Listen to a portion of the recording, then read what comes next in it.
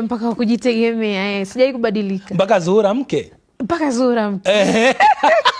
Imebadilisha baada ya wewe kuwa Zuhura mke? Of course, yeah. Priority sasa hivi zinabadilika kidogo.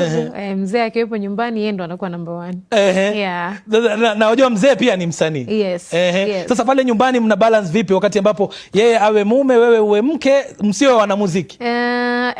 Inafanya kazi kidogo, inafanya kazi vizuri, lakini sometimes nakuwa na malalamiko yangu ya lebo, anambia sasa hizi mimi sio boss, sasa hizi mimi ni mume. Na wengi wanakaa wanajiuliza hii itabadilika hivi karibuni, labda sasa Zuchu akiwa mama inaweza ikawa hata ngumu zaidi. I think so, lakini umeshajitayarisha kiakili? Yes, nimejitayarisha. Yes, nimejitayarisha, lakini pia nina familia kubwa. Sidhani kama huyo mtoto atapata tabu. Tamtupa huko kwa bibi yake, bibi niwe huko kwenye stage.